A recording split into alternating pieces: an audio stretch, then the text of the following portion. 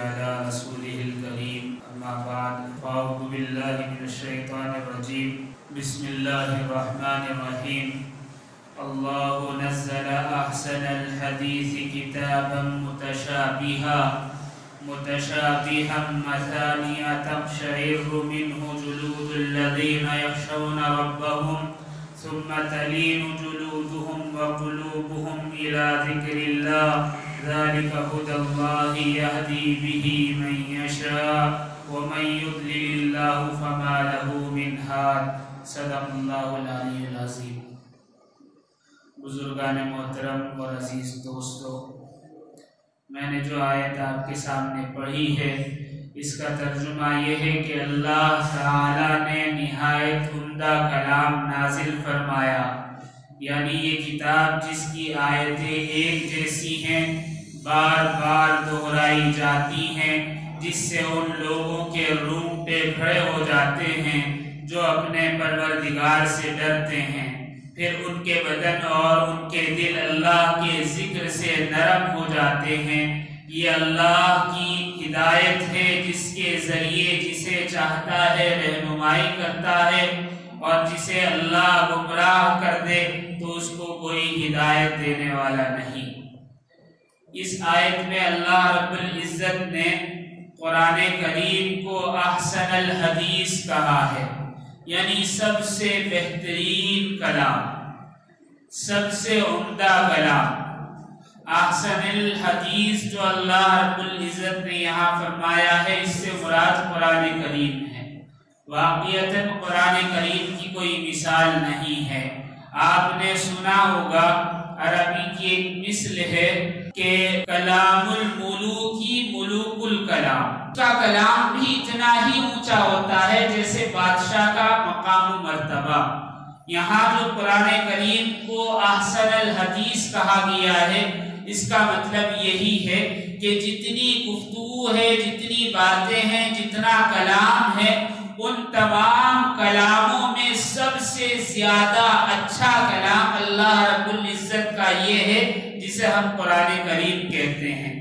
آیت کریمہ میں کتاباً کہا گیا ہے، جس سے مراد یہ ہے کہ بکھرا ہوا کلام نہیں ہے بلکہ یکجا ہے، ایک مستقل ضابطۂ حیات ہے۔ ایسا نہیں کہ کہیں سے کچھ بیان کر دیا، کہیں سے کچھ بیان کر دیا، بلکہ ایک منظم کتاب ہے، ایک منظم ضابطۂ حیات ہے۔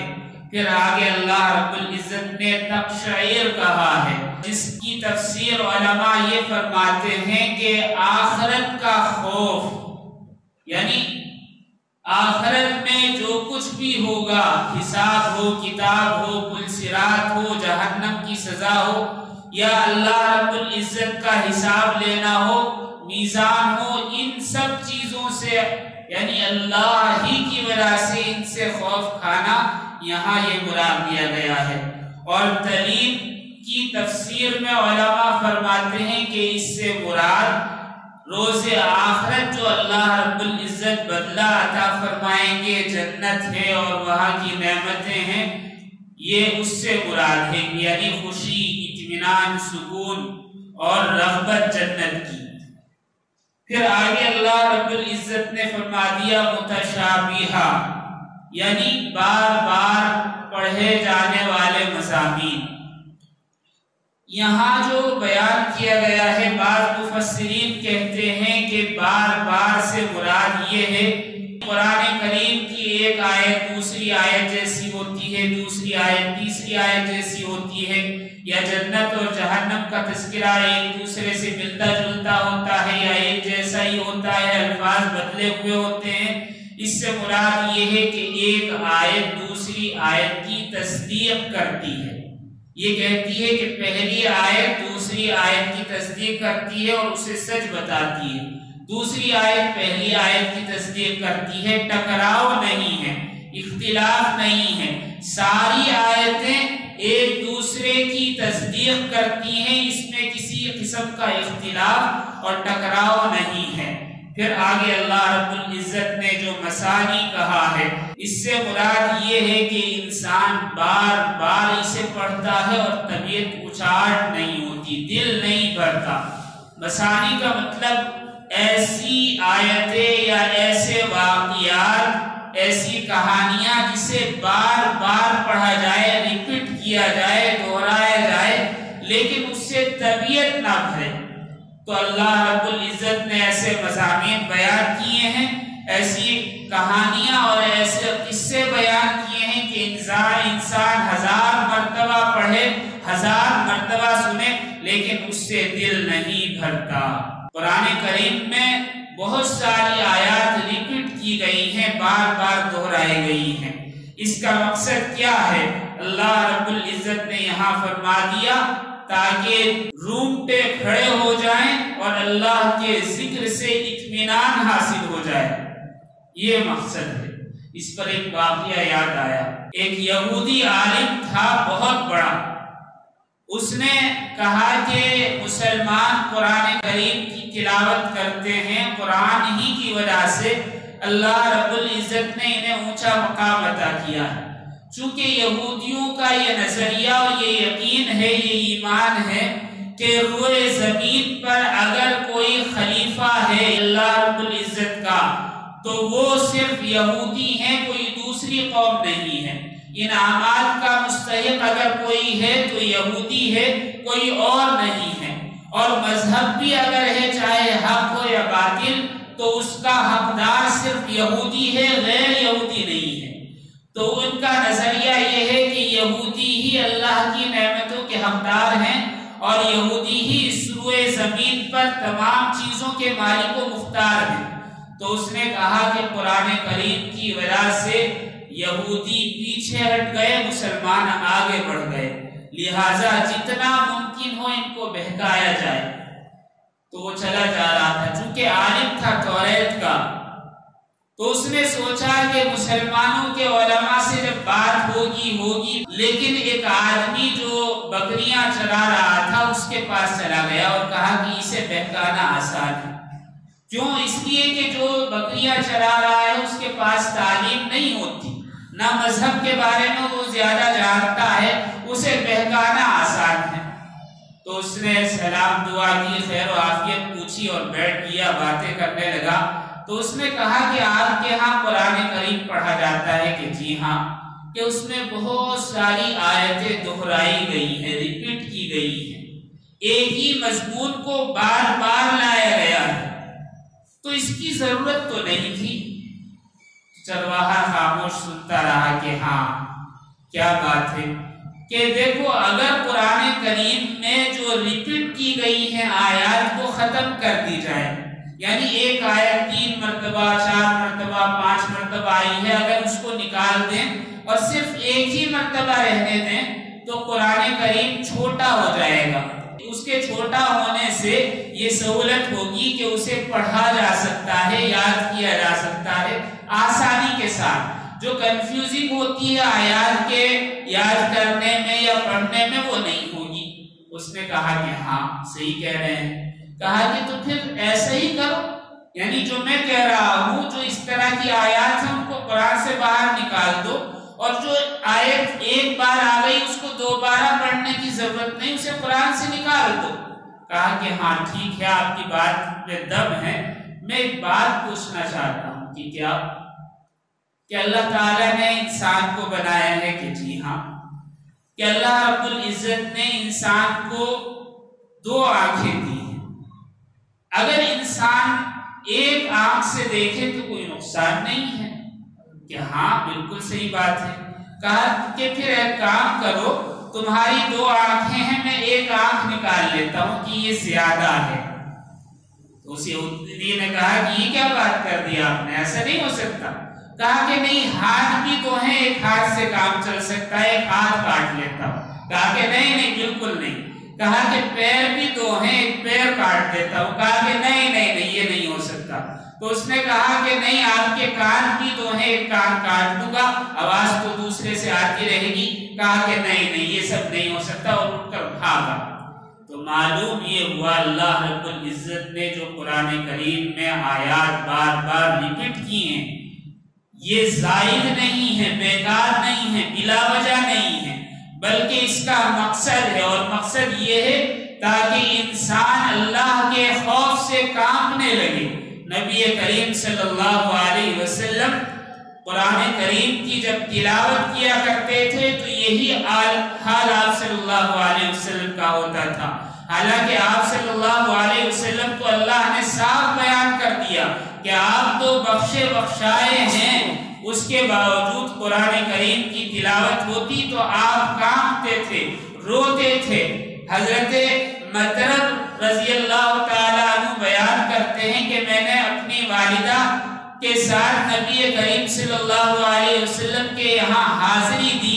ترمذی شریف کی حدیث ہے تو بیان کرتے ہیں کہ میں نے دیکھا کہ نبی کریم صلی اللہ علیہ وسلم نماز پڑھ رہے ہیں اور نماز میں قرآن کریم کی تلاوت فرما رہے ہیں، اور قرآن کے پڑھنے سے یعنی قرآن کریم کا جو مضمون تھا اس وقت، اس کی وجہ سے نبی کریم صلی اللہ علیہ وسلم پر کیفیت طاری ہے اور آپ صلی اللہ علیہ وسلم رو رہے ہیں، اور روتے وقت آپ کی آواز ایسے آ رہی ہے جیسے ہانڈی میں کوئی چیز ابلتی ہے. حضرت عبداللہ بن مسعود فرماتے ہیں کہ نبی کریم صلی اللہ علیہ وسلم نے ایک مرتبہ مجھ سے کہا کہ عبداللہ بن مسعود تم قرآن کریم سناؤ. حضرت عبداللہ بن مسعود نے فرمایا کہ اللہ کے نبی آپ تو نبی ہیں اور آپ کے سامنے میں پڑھوں یہ مناسب نہیں، یہ ادب کے خلاف ہے. تو نبی کریم صلی اللہ علیہ وسلم نے ارشاد فرمایا کہ نہیں تم پڑھو، میرا دل چاہتا ہے کہ میں دوسرے سے قرآن کریم سنوں. حضرت عبداللہ بن مسعود نے قرآن کریم کی تلاوت فرمائی، اور جب وہ اس آیت فَكَيْفَ إِذَا جِئْنَا مِنْ كُلِّ أُمَّةٍ بِشَهِيدٍ وَجِئْنَا بِكَ عَلَى هَؤُلَاءِ شَهِيدًا پر پہنچے تو نبی کریم صلی اللہ علیہ وسلم نے فرمایا عبداللہ رک جاؤ. اور پھر حضرت عبداللہ نے تلاوت موقوف کی تو دیکھا کہ نبی کریم صلی اللہ علیہ وسلم کے آنسو جاری ہیں اور آپ زاروں قطار رو رہے ہیں. معلوم ہوا قرآن کریم ایسا سحر انگیز ہے کہ اس کی ایک ایک آیت دلوں پر اثر کرتی ہے.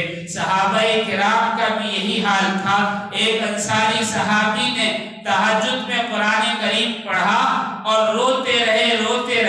صبح میں نبی کریم صلی اللہ علیہ وسلم کے پاس تشریف لائے تو نبی کریم صلی اللہ علیہ وسلم نے ان انصار صحابی کو مخاطب کر کے کہا کہ آج تو تم نے فرشتوں کو بھی رلا دیا. حضرت عبداللہ بن رواحہ قرآن کریم کی تلاوت کر رہے ہیں نماز کے اندر تہجد میں، اور اتنا روئے کہ ان کی بیوی بھی رونے لگی. اور جب آپ نے سلام پھیرا تو بیٹھ کر روتے رہے یہاں تک کہ ان کی بیوی نے پوچھا کہ آج آخر آپ کو کیا ہوا ہے جس کی وجہ سے آپ رو رہے ہیں. عبداللہ بن رواحہ رضی اللہ تعالیٰ عنہ نے کہا کہ مجھے ڈر لگتا ہے، مجھے خوف ہوتا ہے کہ جہنم پہ سے کیسے گزر ہوگا.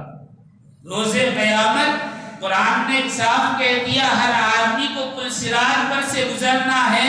میں اس بات سے ڈر رہا ہوں کہ روز قیامت پل صراط پر سے کیسے گزروں گا. زرار بن کوفی کہتے ہیں ان کے متعلق آتا ہے کہ وہ نماز پڑھا رہے تھے اور نماز پڑھاتے قرآن کریم کی تلاوت کرتے ہوئے جب وہ اس آیت پر پہنچے فَإِذَا نُقِرَ فِي النَّاقُورِ تو فوراً انتقال ہو گئے خوف کی وجہ سے.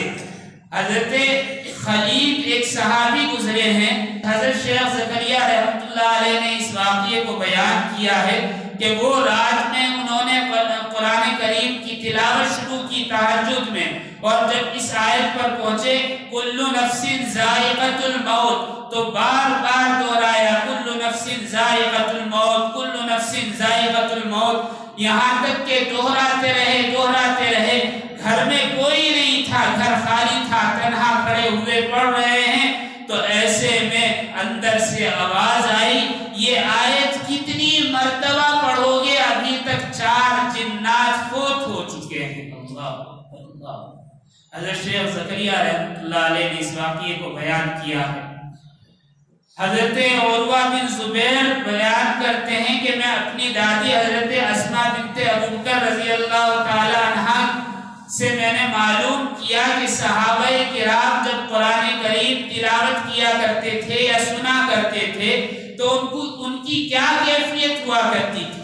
تو حضرت اسماء بنت ابو بکر رضی اللہ تعالی عنہ بیان کرتی ہیں کہ صحابہ جب قرآن پڑھا کرتے تھے یا سنا کرتے تھے تو ان کی آنکھوں سے آنسو جاری ہو جاتے اور جسم کا رونگٹا رونگٹا کھڑا ہو جایا کرتا تھا.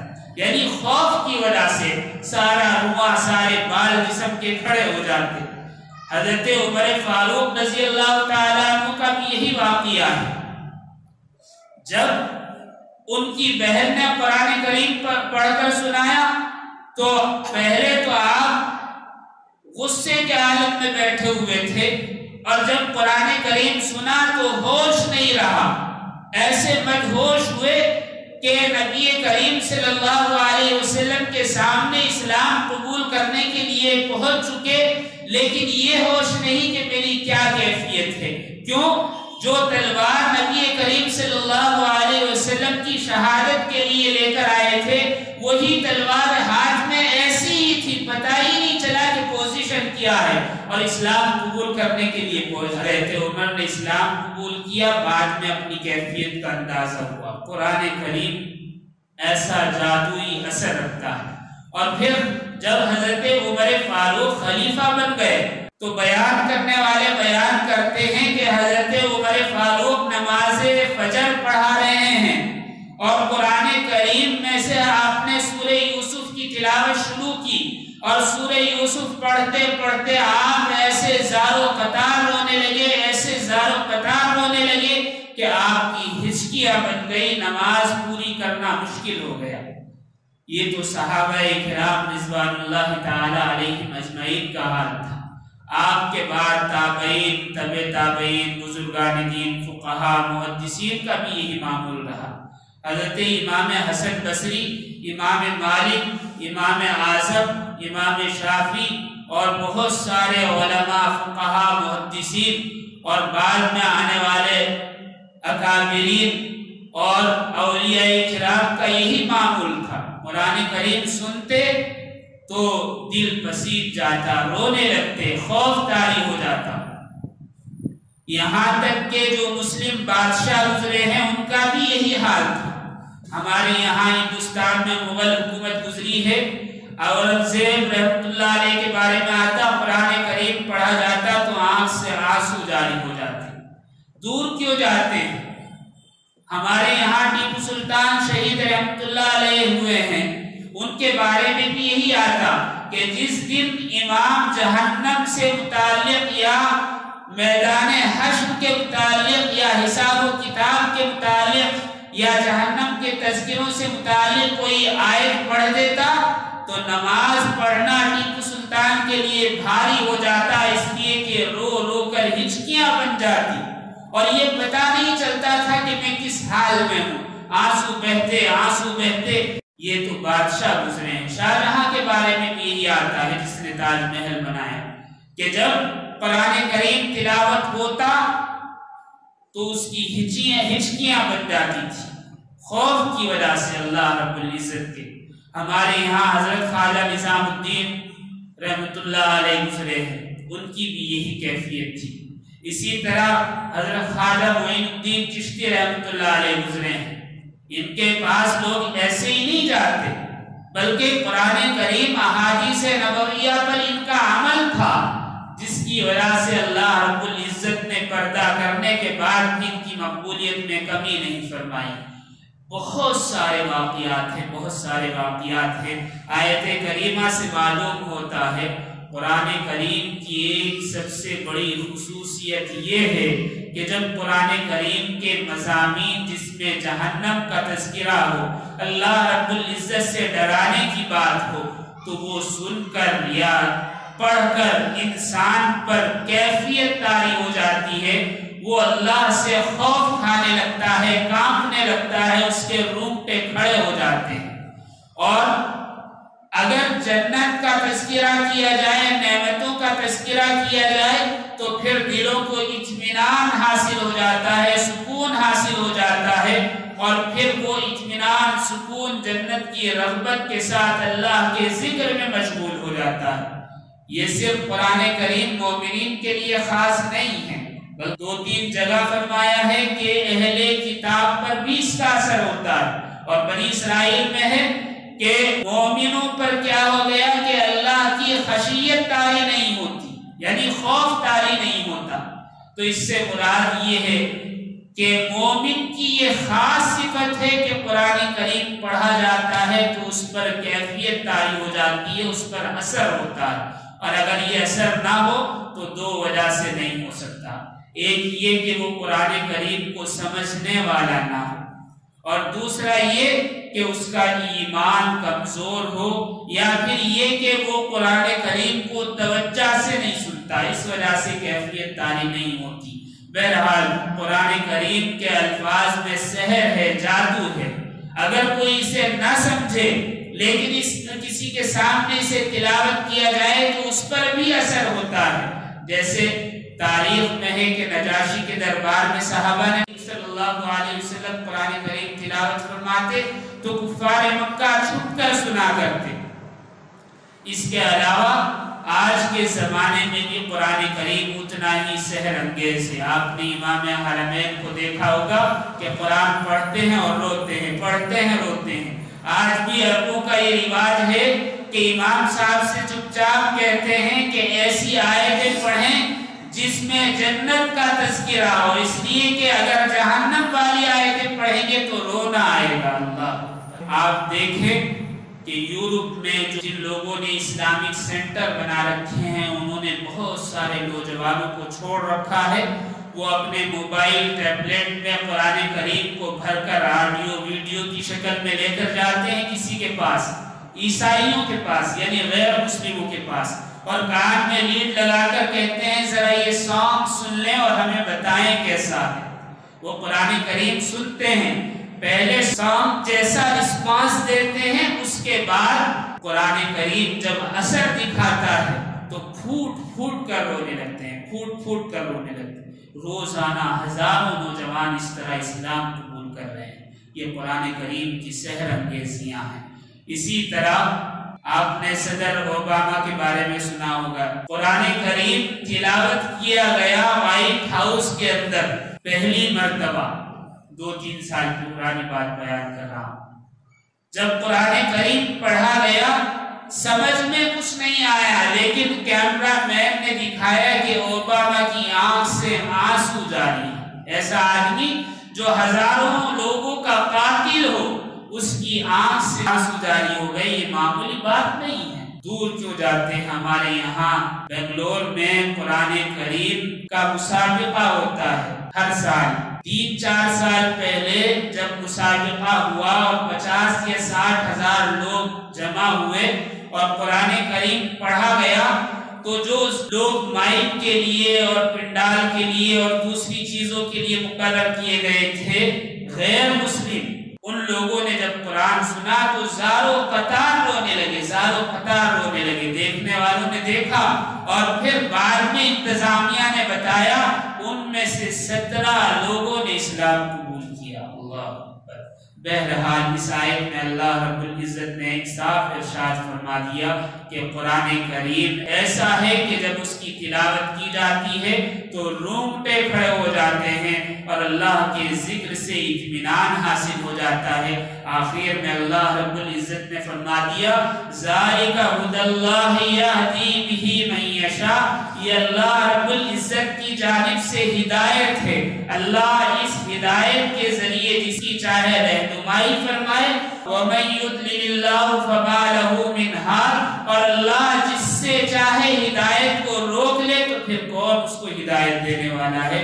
اس آیت میں ایک نکتہ یہ بھی نکلتا ہے کہ اگر بیعت بھی کی جائے قرآن کریم کی، توجہ نہ دی جائے تو یقیناً اللہ رب العزت اس کی وجہ سے اس سے ہدایت روک لیتے ہیں۔ اللہ رب العزت ہمیں سب کو کہنے سننے سے زیادہ عمل کی توفیق عطا فرمائے۔ وآخر دعوانا الحمدللہ رب العالمین۔